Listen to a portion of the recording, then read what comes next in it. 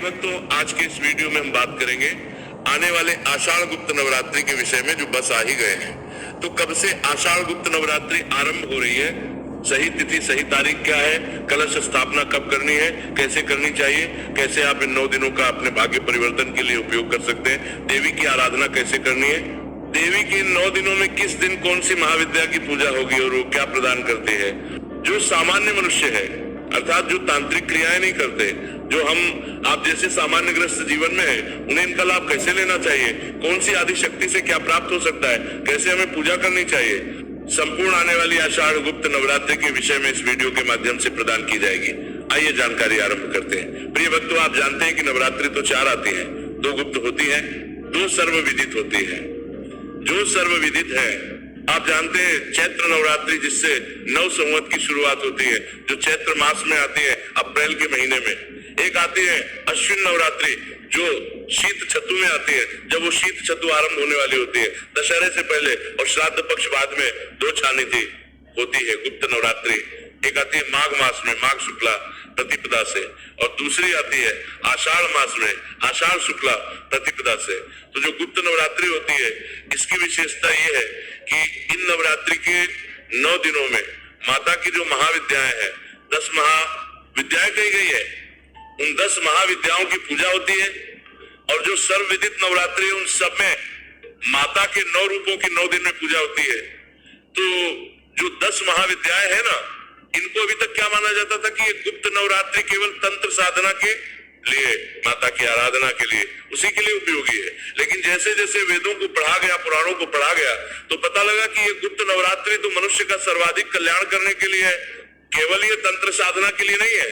हम आप जैसे सामान्य मनुष्य के जीवन का उद्धार करने के लिए, जीवन के संकट का नाश करने के लिए, माता के आशीर्वाद को प्राप्त करने का ये गुप्त नवरात्रि परम साधन है। तो आइए जानते हैं कि कैसे हमें इस गुप्त नवरात्रि में माता का आशीर्वाद प्राप्त करना चाहिए, क्या हमें करना चाहिए और कैसे करना चाहिए। सबसे पहले मैं बताता हूं कि माता की जो 10 महाविद्याएं हैं ना, उनकी पूजा करने से आपको क्या प्राप्त होता है।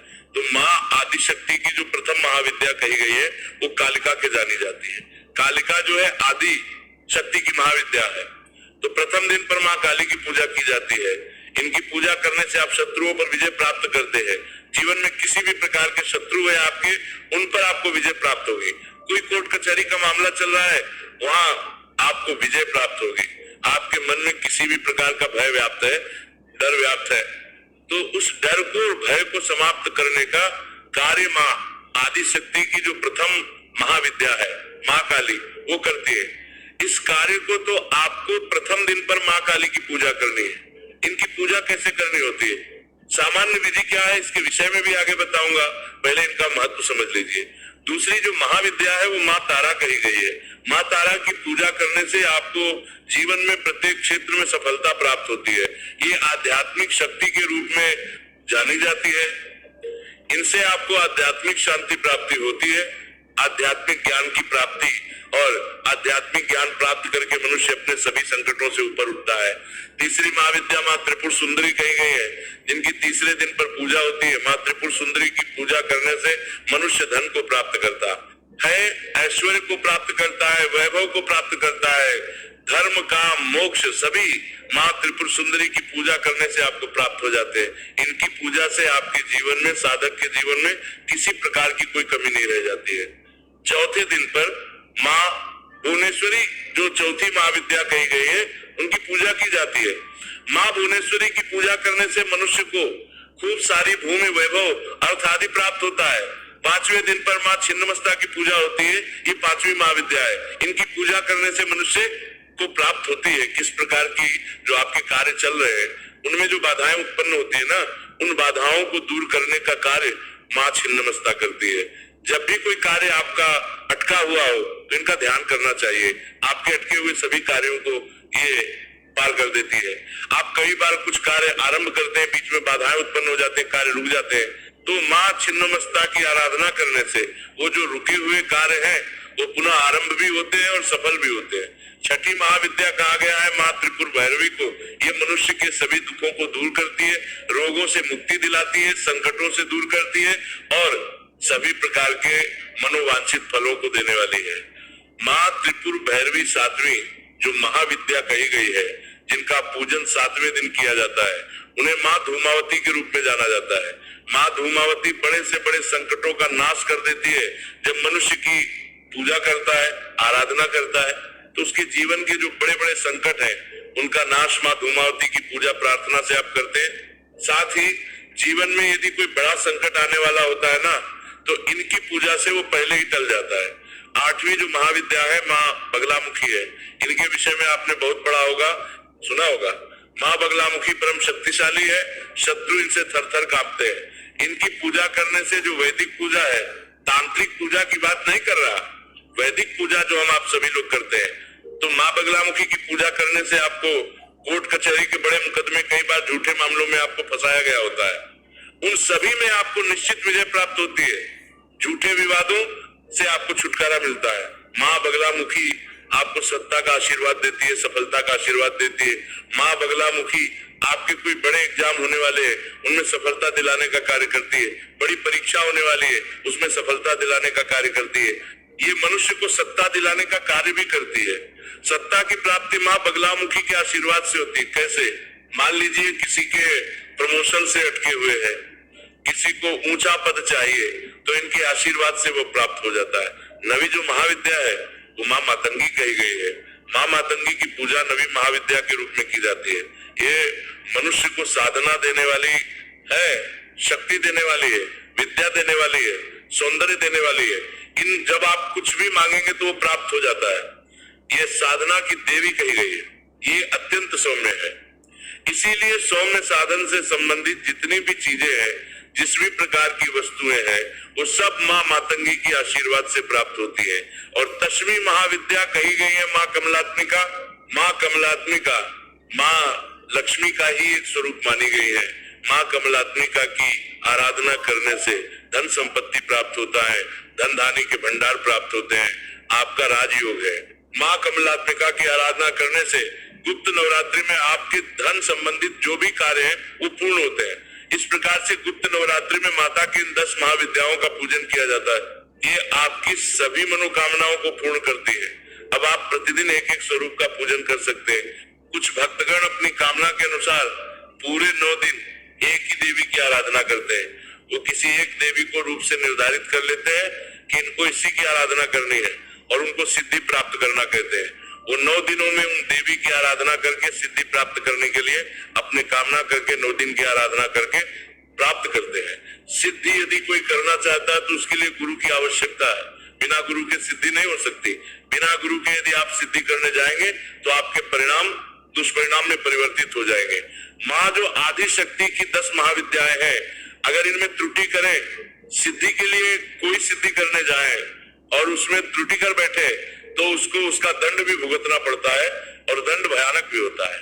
इसीलिए कभी भी गुरु के बिना आपको इनकी सिद्धि के लिए साधना नहीं करनी चाहिए, परंतु अपने दुखों के नाश के लिए नवरात्र के जो 9 दिन है ना, उसमें वैदिक रीति से पूजा हम सभी कर सकते हैं। उसके लिए आपको गुरु की आवश्यकता नहीं है, उसके लिए आपको किसी और आज्ञा की अनुमति की आवश्यकता नहीं है। कुरान कहते हैं कि इन 10 महाविद्याओं की पूजा भी आप उतनी ही सरलता से और प्रेम से करता सकते हैं जैसे आप 9 स्वरूपों की पूजा नवरात्रि में करते हैं। इसमें किसी प्रकार का भय नहीं होना चाहिए, इसमें किसी प्रकार का डर नहीं होना चाहिए मन में, क्योंकि ये आदि शक्ति है, माता के ही स्वरूप है, उनकी ही महाविद्याएं है और आप भक्त हैं उनकी, संतान के समान है। ये आपका कल्याण करती है। हाँ, तंत्र साधना हमें नहीं करनी चाहिए। तंत्र साधना केवल गुरु की देख रेख में जो लोग करना चाहते हैं वो करें। प्रिय भक्तों, ये जो 9 दिन होते हैं ना, ये माता का आशीर्वाद प्राप्त करने के लिए परम शक्तिशाली है। ऐसा क्यों है? क्योंकि इन दिनों पर ग्रह दशाएं कुछ ऐसी होती है, ग्रहों की अवस्थाएं इस प्रकार की होती है कि माता तक हमारी पुकार शीघ्र पहुंचती है, माँ शीघ्रता से प्रसन्न होती है। और इन 9 दिनों में जब हम माता की आराधना करते हैं तो माता हमारी प्रार्थनाओं को शीघ्रता से सुनती है। इन दिनों में आप माता की प्रतिदिन पूजा करेंगे, जैसे आप सामान्य नवरात्रि में करते हैं ना, चैत्र नवरात्रि में करते हैं या शारदीय नवरात्रि जब आती है उसमें करते हैं, उस प्रकार से आप पूजन कर सकते हैं। और प्रतिदिन की जो महाविद्याएं हैं उनके स्वरूप का पूजन कर सकते हैं। यूं तो प्रतिदिन की पूजा विधि के वीडियो में प्रतिदिन भी आपके लिए अपलोड करूंगा। जिस दिन जो महाविद्या जिसका पूजन होना होगा, एक दिन पहले ही मैं उसका वीडियो अपलोड कर दूंगा, आप उसका लाभ लीजिएगा, उसके पूजन कीजिएगा। पर यहाँ भी आपको संक्षेप में पूजा विधि बता देता हूं। साथ ही आप इन 9 दिनों में मंत्र साधना कर सकते हैं। मंत्र की सिद्धि के लिए ये जो दिन है ये परम कल्याणकारी है। मंत्र सिद्धि ना करना चाहे तो मंत्र जप करें। मंत्र जप करने का क्या लाभ होगा कि उन मंत्रों की शक्ति आपको प्राप्त होगी, उन मंत्रों का आशीर्वाद आपको प्राप्त होगा। इन 9 दिनों में मंत्र जप करना, माता के मंत्रों का जप करना परम कल्याणकारी माना गया है। अब यहाँ पे आते हैं कि मंत्र कौन सा जप करना है, ये कामना पे निर्भर करता है। जैसे आपकी कामना है उस मंत्र का जाप कीजिए। मान लीजिए आपका विवाह नहीं हो रहा है, विवाह के लिए आपको असफलता चाहिए कि शीघ्रता से विवाह हो जाए, तो आप माँ कात्यायनी को जपिए, उनकी पूजा कीजिए। आपको धन की कामना है, लक्ष्मी की कामना है, श्री सूक्त का पाठ कीजिए प्रतिदिन, या कनक धारा स्त्रोत सुनिए, परम कल्याणकारी रहेगा।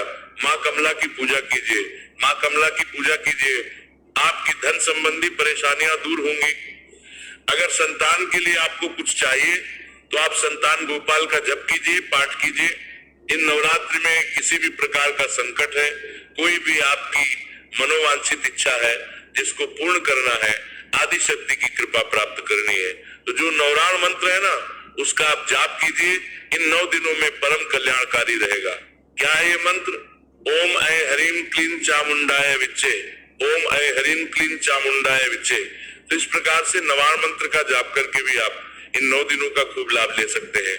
अगर आप नवाण मंत्र का लेना चाहते हैं तो प्रथम दिन पर कलश स्थापित कीजिए, माता की स्थापना कीजिए, और उसके बाद प्रतिदिन सुबह और शाम माता की पूजा करते हुए, दीप प्रज्वलन करते हुए इस मंत्र का जाप कीजिए।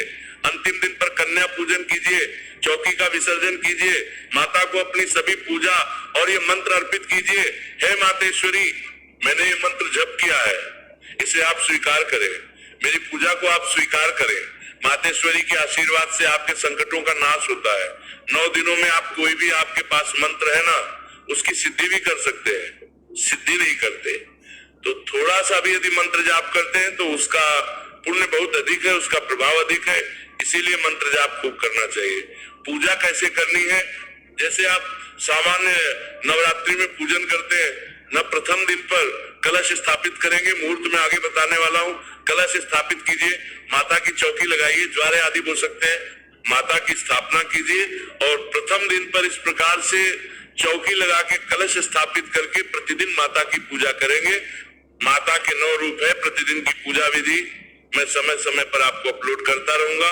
तो प्रथम दिवस पर आप प्रातःकालीन स्नान आदि से निवृत्त होकर स्वच्छ वस्त्र धारण करके चौकी आदि लगाइए, माता की स्थापना कीजिए, कलश आदि स्थापित कीजिए। अगर आप कलश आदि स्थापित नहीं करना चाहते तो जहां माता आपके मंदिर में विराजमान है ना वहीं पर आप उनकी पूजा कर सकते हैं। आवश्यक नहीं है कि आप चौकी लगाएंगे तभी पूजा होगी। अगर मंदिर में आप तस्वीर रखी हुई है तो आप वहां पर भी पूजन कर सकते हैं। यदि आप कलश स्थापित नहीं करना चाहते तो इन नवरात्रि में अन्य नवरात्रि तरह अखंड ज्योत जला सकते हैं, आप जवारे बो सकते हैं, कलश स्थापित कर सकते हैं, जैसे अन्य नवरात्रि में करते हैं उसी प्रकार से आप पूजन कर सकते हैं। और ये परम पुण्य देने वाला होता है। आपके ऊपर निर्भर है कि आप इनको करना चाहते हैं नहीं करना चाहते। करना चाहें तो बड़ा उत्तम है, अन्यथा जहां माँ विराजमान है वहां पर आप 9 दिन पूजन करें। हाँ, एक बात का ध्यान रखें कि जो मंत्र आप जप कर रहे हैं ना वो गुप्त रूप से जपना है, यही इसका लाभ है। गुप्त रूप से जपेंगे ना उसका फल अधिक प्राप्त होता है, इसीलिए इसे गुप्त नवरात्रि कहा जाता है। इसमें जो आप पूजा पाठ कर रहे हैं वो थोड़ा गुप्त रखा जाता है। विशेष जो मनोकामना के लिए पूजा पाठ कर ले, बाकी तो आप चौकी आदि लगाते हैं, सब करते हैं, आप उसमें किसी प्रकार की कोई मनाही नहीं है, उसको खूब कीजिए। आप 9 दिन के व्रत रख सकते हैं, पहला और अंतिम व्रत रख सकते हैं, जोड़ा रख सकते हैं, जैसे आप करना चाहें कर सकते हैं। अब बात आती है कि ये गुप्त नवरात्रि आरंभ कब से हो रही है? तो गुप्त नवरात्रि की शुरुआत हो रही है 15 जुलाई 2026 से। कलश स्थापना के लिए शुभ समय रहेगा प्रातः काल 5:33 से और 10:09 तक। इस समय में आप चौकी आदि लगाएं, कलश की स्थापना करें और प्रथम दिन के जो संकल्प आदि के कार्य है उनको करें।